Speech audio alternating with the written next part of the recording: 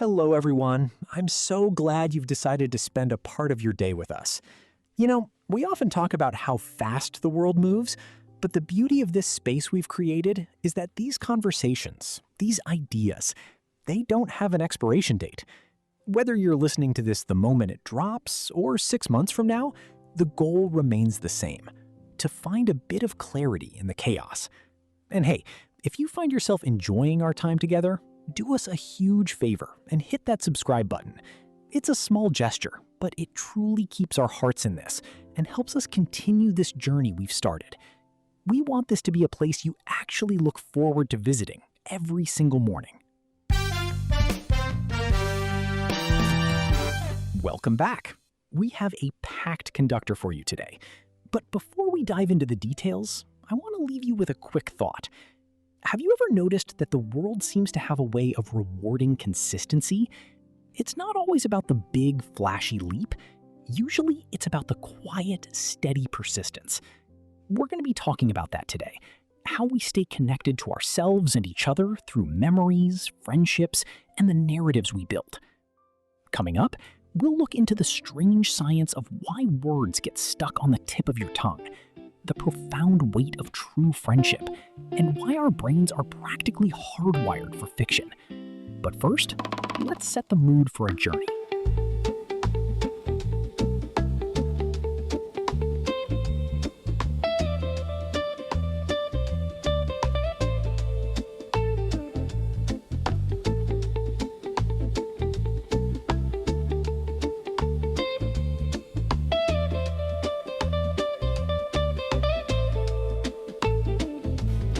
Standing steady on the wooden floor, breathing slow, then breathing more. Fill the chest with morning air, release the tension, release the care. Slide into the water, soft and deep. Find the octopus fast asleep, resting on a shell of white and pink. We float together, we start to sing. Oh, looking up from the bottom sand. Rays of gold breaking through, just the sun in. Have you ever been in a high-stakes meeting or a deep conversation and suddenly the word just vanishes? It's right there. You can practically feel the shape of it, but it won't cross the finish line. I had this happen last week in the middle of a recording. I could tell you the person's profession, their hair color, even the first letter of their name. But the name itself? Gone. Scientists call this tantalizing torment, or more formally, the tip of the tongue state. It's a fascinating glitch where your brain's retrieval process derails. Interestingly, it happens most often with proper nouns or words we don't use frequently. Take a listen to how Sella Wright explains what's actually happening inside our neurons. You're sure you when this know your retrieval third grade process goes teacher's name. sideways. It's like you're hovering over it in your mind, but it just won't materialize. Researchers call this tantalizing torment a tip of the tongue state, and it's something everyone experiences. But what's actually happening when a word gets caught here? And how can you best get it unstuck? Most of the time, our brains seamlessly summon words from vast stores of knowledge, pairing their meaning and sounds and stringing them into sentences. But in a tip-of-the-tongue moment, this retrieval process derails, and there's the sensation of remembering the word, but the struggle to recall it. In these moments, on top of the usual brain activity associated with word retrieval, we also see other brain regions light up, like the conflict-detecting anterior cingulate, which generates that urgently frustrating feeling. It's unclear whether the target word is directly detected and just not successfully recalled, or associations are simply helping the brain infer that it has the word. The reality could also be some combination of these hypotheses. But the experience is pretty consistent with how psycholinguistic theorists think we mentally organize language-related information, going from the word's meaning and associations to how it sounds. Some researchers think that the last layer of information, sound, might be the most vulnerable to glitches. Lots of things seem to influence how likely you are to enter a tip-of-the-tongue state, all the way from what kinds of words are involved to your experiences and environment. For example, tip-of-the-tongue states occur most frequently with proper nouns, infrequently used words, and ones that are more abstract and less visual, like idiosyncrasy or revelation. Cognitively, recognizing a face and associating it with general information, like someone's profession, is often easy, while names tend to trip us up. And retrieval of unintended words is also a common problem. Like if you're trying to summon the star of the Wizard of Oz's name and keep getting stuck on Dorothy instead of Judy Garland. In these situations, the words seem to work as distracting red herring-like blockers in the retrieval pathway. And one study found that stressful test conditions made participants report more tip-of-the-tongue experiences, suggesting that environmental conditions, including stress, can exacerbate them. But some people tend to have more tip-of-the-tongue moments than others. This seems to be true for people who speak multiple languages, perhaps because they know more than one word to describe the same thing. So, a word in one language might become an interfering blocker for the target word in another. This seems to be especially true when someone's switching between languages, but it might also depend on their fluency. One study suggested that people who learned their second language before age 5 had fewer tip-of-the-tongue stumbles.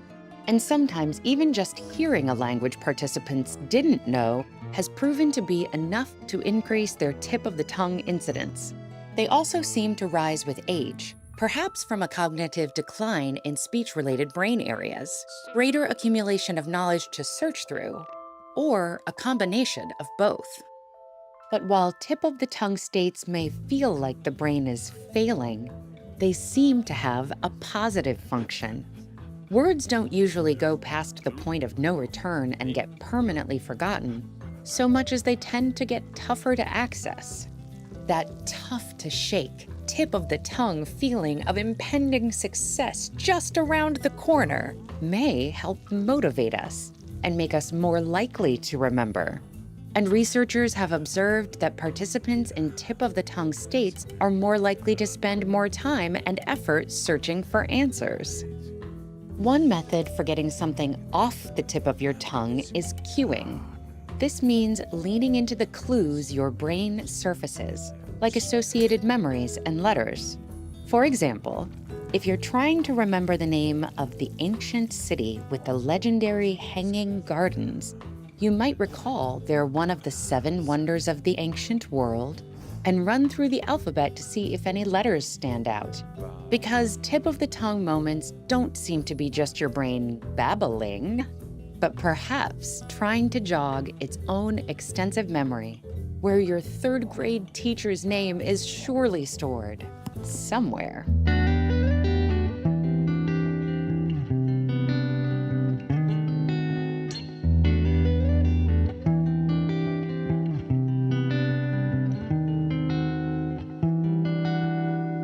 Following that thought on how our brains search for connections, I've been thinking a lot about the people who help us find ourselves. Friendship isn't just about sharing time. It's about that deep, often quiet sense of belonging. Sometimes we try so hard to fit in, to pretend we're perfect, but real friendship is the space where we realize we don't have to. It's that longing to be loved and known despite all our internal weight. I recently came across a beautiful reflection on this, a reminder that we are all in our own worlds, yet it's our shared vulnerability that brings us together. I often wonder what it means to belong. If the people we choose to spend our time with are reflections of the things we wish we'd came from. Or in contrast, maybe a comforting space. Come back. Come back. Reminding us we're not alone in the struggles we face. Life perhaps feels easier that way. Pretending our mistakes are normal. If humans aren't perfect, we fit in when we fall. Search for ourselves in each other, hoping that peace will be discovered, but it can take isolation for healing. Maybe to belong is an idea we believe in, when in truth, we're all in our own worlds.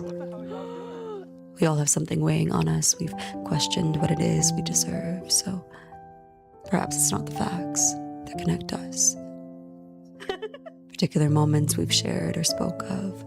What if it's our longing to be loved and known despite it all? What if it's not knowing, unpredictably growing, that brings us together, makes us better? Maybe that is the reason we belong. Nice! Yay! Fire gets lesser and lesser. Final thoughts.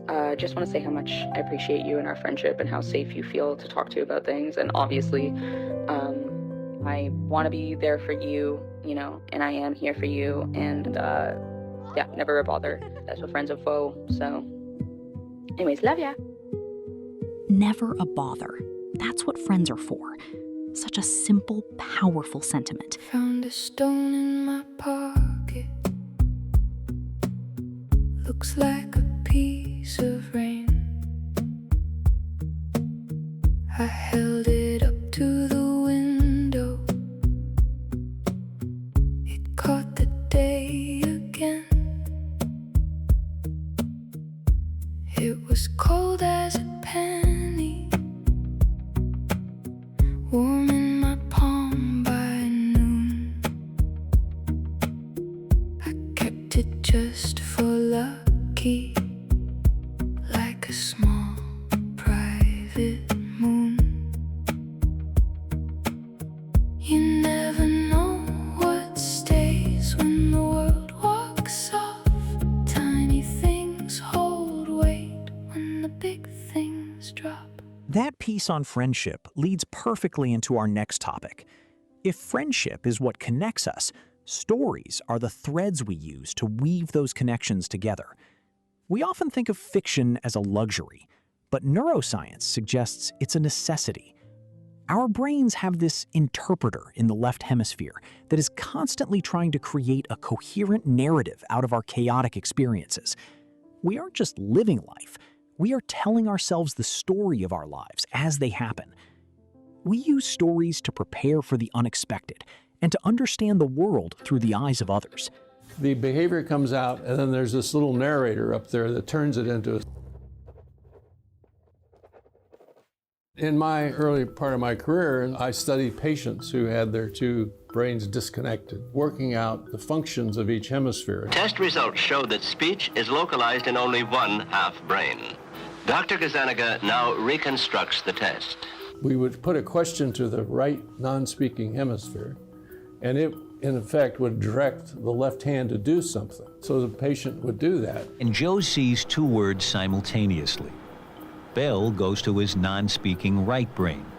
Music to his speaking left brain. When asked to point to a picture of what he saw, he chooses Bell. And then we would simply say to the patient, well, why did you do that? We found out that in the left brain, there's a special system that seems to always want to explain actions and moods that we have after they occurred. Why did you pick that one? Music. Music? It was music and bell, and it was a few minutes ago, last time I heard any music was coming from the bells out here. Banging away. So the bells outside here? What's extraordinary is that Joe's speaking left brain concocts a plausible story of why he pointed to Bell, even when some of the other pictures more obviously represent music. We're learning and appreciating the ways in which we produce our perception, our cognition, our consciousness, and all the rest of it.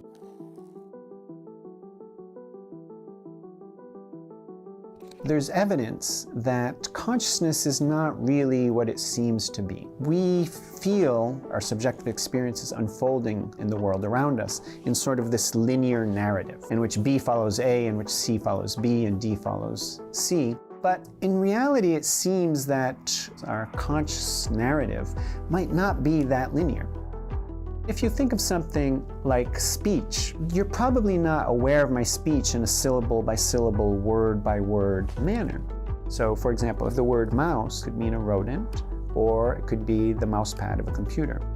But if I say, the mouse pad was beside the computer, in that case, the mouse can only be understood as a mouse pad. So it seems to be this chunking that happens, in which your unconscious mind reaches a point of analysis by sampling everything that's happening around it to deliver something, a nice narrative of the world around us, into our conscious mind.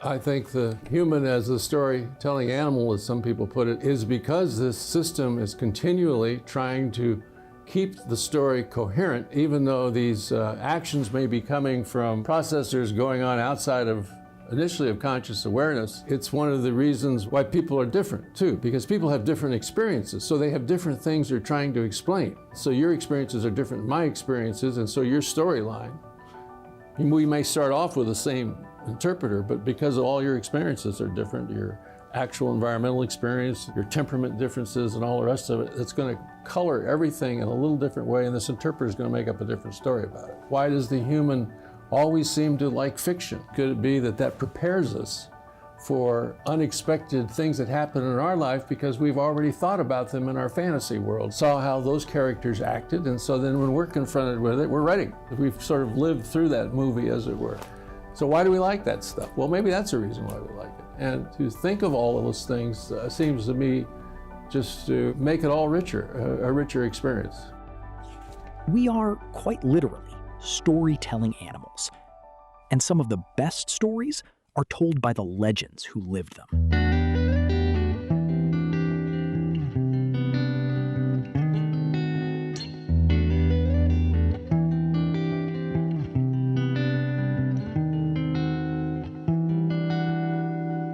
Since we're talking about the power of stories, we have to mention someone who helped define the epic tales of our time. Sir Christopher Lee didn't just act in stories. He lived a life that sounded like one, from his service in World War II to becoming the iconic voice of Sauron and Count Dooku. But beyond the fame and the legendary bio, he had a very specific perspective on how to approach life and art. He believed in the weight of your choices and the importance of staying true to the craft. Let's listen to some profound advice from a man who truly understood the impact of a well-told tale. For about 10 years, and I'd worked in all sorts of places, all over Europe in different languages, singing, acting, sweeping the stage, working in rep, working in the theatre. In other words, learning, something that few, sadly, few young actors and actresses are prepared to do these days. So many of them are stars before they even make their first film. And you know when you look at them on the screen that they are looking in a mirror, absolutely in a mirror. And it's beginning of a lifelong romance. And their hand is out underneath the mirror, out of shot. Because that's what they want, rich. To be rich and famous immediately, which is terribly sad and extremely dangerous. The most dangerous thing that a young actor or actress can do is to believe their own publicity. Because shelf life, 10 years. If you're a star, 20 or 22 or 3 or 4. If you haven't got it, if you've got it, you've got the right instincts, the right imagination, the right powers of invention. If you have something behind you, some sort of foundations of experience and versatility, that's fine. You will go on. You will last. But if you haven't, and the majority has not got these qualities, and you always play the same part basically, or slight variations on it, and that's all you can do, you'll be through in 10 years or even 5, when the public will eventually say, well, you know, they're always doing the same thing. And the moment that happens, it's the beginning of the end. As we close out today's episode, I'm left thinking about that interpreter in our brains. Whether a story is happy or bittersweet, the real tragedy is not having a story to tell at all. So, as you go through your day, try to create those moments. Make the choices that turn into the stories you'll want to share later. Thank you for joining us for this edition of the Perfect Days podcast. This episode was released on May 16th, 2026. We'll be back tomorrow to start the conversation all over again.